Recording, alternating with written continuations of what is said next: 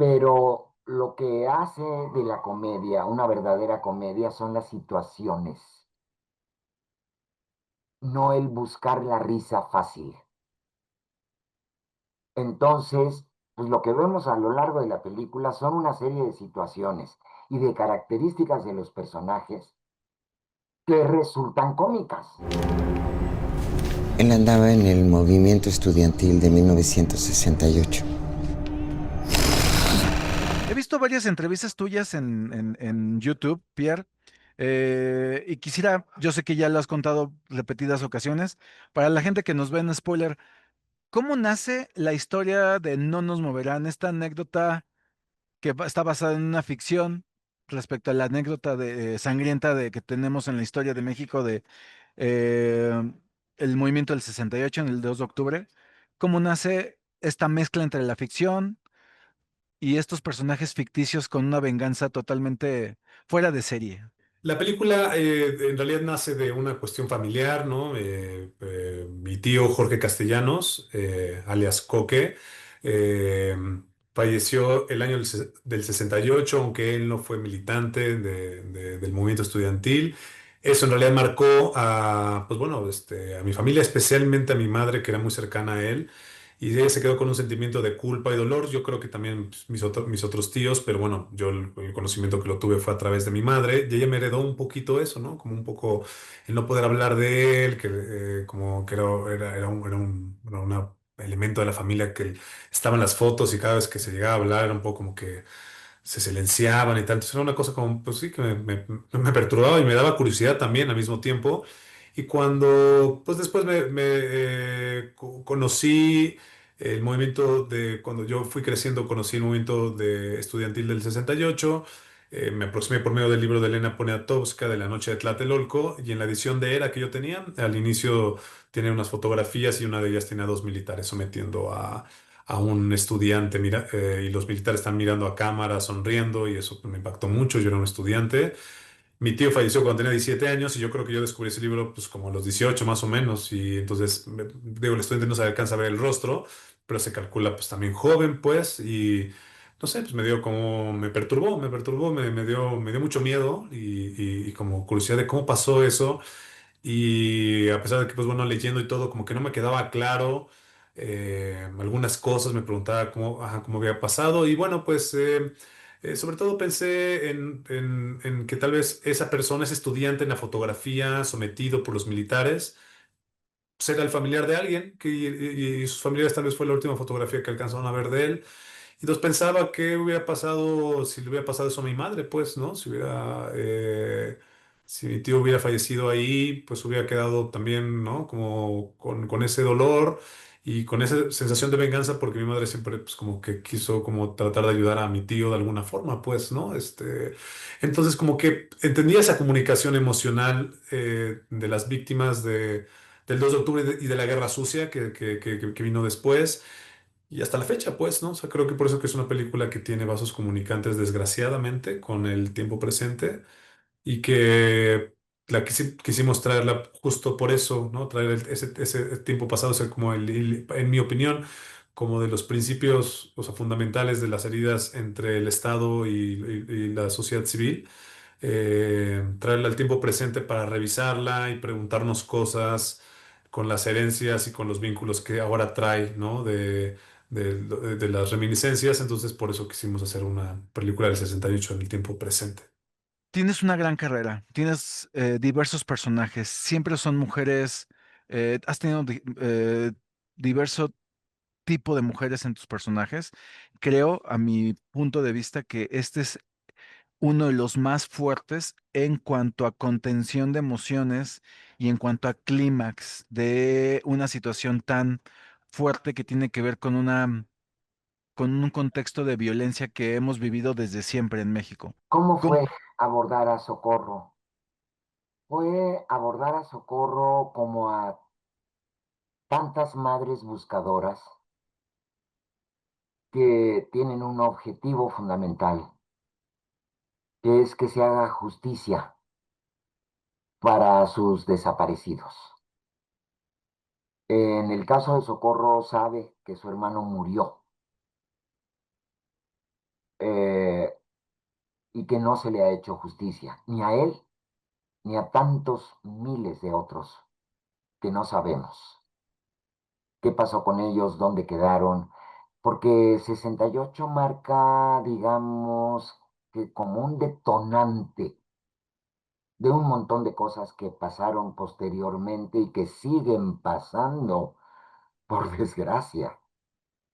Vino 71, vino la Guerra Sucia, y ya luego de la apertura a los partidos políticos con la reforma electoral, pues han seguido pasando cosas tremendas, matanzas tremendas en nuestro país.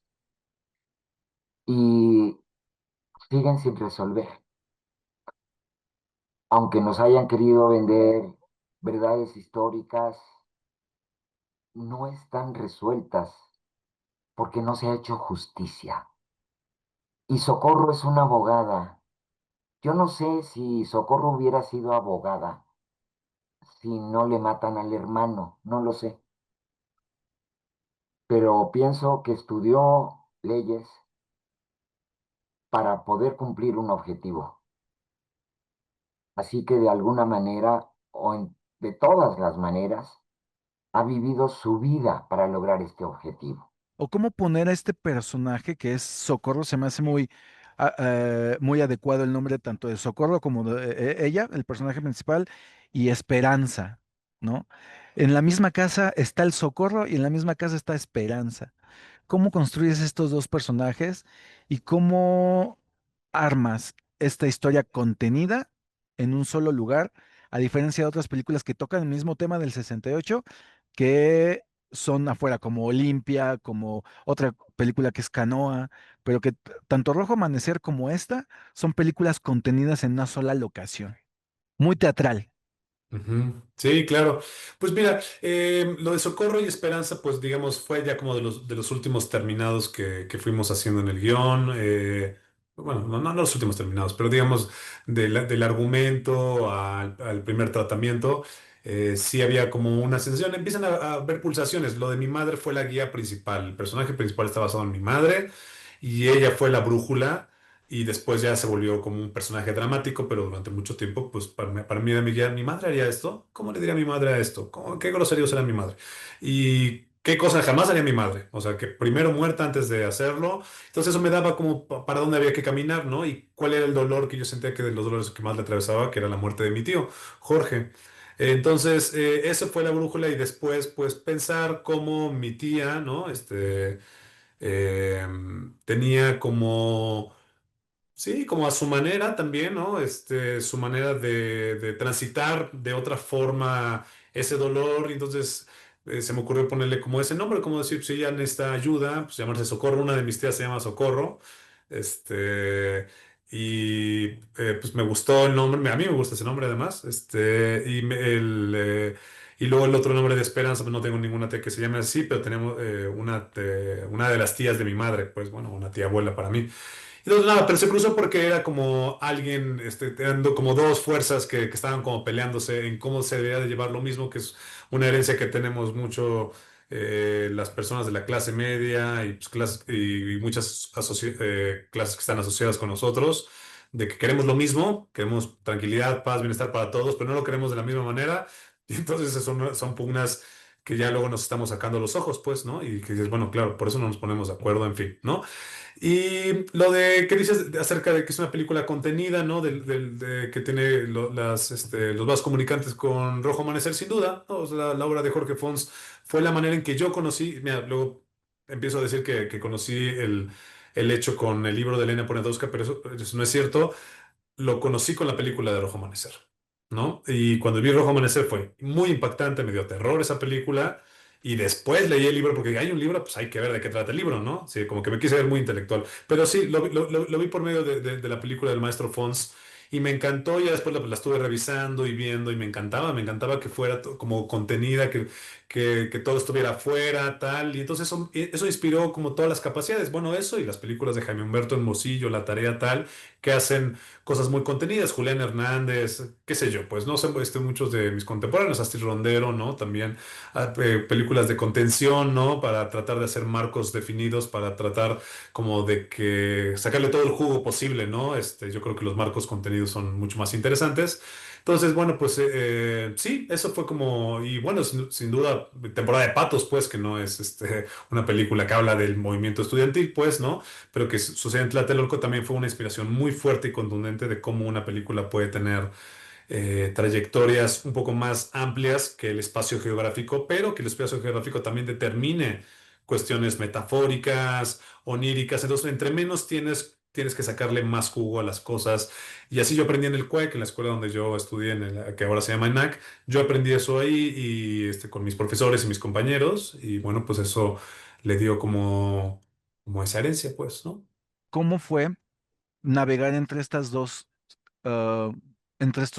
géneros? Tanto el drama escarnecedor y el ser hacer esta comedia negra para suavizar esta tensión tanto de la dinámica entre actores con la historia, como la dinámica con el espectador, ¿no? Sobre un hecho tan sanguinario y tan palpitante todavía para los mexicanos. ¿Cómo fue este trabajo, Luisa? Mira, en ese sentido, pues yo simplemente me hago eco de lo que nos ha contado no solo eh, a los que hicimos la película, sino lo que ha declarado Pierre Saint-Martin como director, acompañado por el maravilloso Iker Compián, este, que él hace esta película pensando en su madre, en cómo su madre tiene un humor cáustico muy especial, y que hasta en los peores momentos tiene una salida que puede resultar cómica. A mí realmente se me hace maravilloso que haya gente así, porque te habla de inteligencia, te habla de... ay, se me está yendo ahorita la palabra, pero Agudeza. agudeza, que a veces puede ser muy cáustica y, ¿no? Y hasta ofensiva para algunos. Y aquí en México que ay, como que cuesta mucho a muchas personas hablar la neta, ser directos, decir las cosas, pues le pone un acento fabuloso a la película, pero hablo de acento y que quede muy claro, Luis, que nunca buscamos hacer reír. No. Es decir, lo aprendemos desde la escuela, algunos le hacen caso, otros no. Pero lo que hace de la comedia una verdadera comedia son las situaciones, no el buscar la risa fácil. Entonces, pues lo que vemos a lo largo de la película son una serie de situaciones y de características de los personajes que resultan cómicas. Y por eso de pronto vimos la carcajada en la sala, porque en momentos de mucha tensión se rompe esta tensión con un pequeño movimiento de un personaje hacia otro, ¿no? Y viene la carcajada. Pero te digo, no es que aquí vamos a hacer una escena para que la gente se ría, no para nada, en ningún momento. Soy muy perspicaz en cuanto a observar dentro de la película, en todas las películas. Hay un DVD de temporada de Patos junto con una pila de películas ahí. Mm. Y en un plano nada está por accidente. ¿Qué tanto influye esa película en específico? Porque es película con la que yo me enamoré mucho más del cine nacional, junto con Mm. Güeros, junto con Amores Perros y tu mamá también, pero temporada de Patos fue como que, wow, ¿no? Esto es una nueva narrativa, esto es una nueva forma de ver cine mexicano. ¿Qué tanto hay? Porque está el blanco y negro, pero tú cuéntame, ¿qué tanto hay de temporada de Patos en una película tan dramática como esta? La verdad, una de las mejores cosas que me ha pasado en mi vida fue que Fernando fue mi asesor de guión de un proyecto anterior y él me enseñó a escribir guiones de largometraje. Fernando fue el que, bueno, con la experiencia y su generosidad, de verdad, él me enseñó a ver las películas desde una manera diferente. Específicamente, el personaje es lo más importante de la película. Nada más. La estética, la música, el sonido, todas cosas que para mí eran las cosas más importantes para hacer películas o cortometrajes o lo que hacía. Él me dijo, no, todo esto tiene que estar al servicio del personaje. Si no, no es importante la película. Entonces todo eso me cambió, ¿no? Ahorita suena muy fácil, como si, pues nada más cambiar de esto a otro, pero yo llevaba mucho tiempo haciendo cine. Y luego me llega este profesor, yo tengo, no me acuerdo, pues 32 años, ¿no? Y digo, ¿cómo? Digo, voy a tener que ver todas las películas otra vez y va a cambiar completamente mi perspectiva. Y de verdad me angustió. O sea, me angustió, o sea, como que era muy revelador. Pero después dije, todas las películas que vi, tengo que volver a verlas. Tengo que volver a ver todas las películas. Entonces me encabroné con Fernando y dije, güey, puta madre, cabrón. O sea, no, o sea, como con Fernando fue así como un cruce de energía muy fuerte. Y Fernando es muy cabal, ¿no? Es muy buena onda y todo, pero es muy cabal. Y nada, entonces pienso que por eso digo que temporada de Patos en términos estéticos, Tlatelolco, blanco y negro, en un departamento, casi todo luz natural, no sé qué, pero pues, digamos que en algún momento me alcancé a aterrizar como en la sensibilidad de temporada y de Fernando.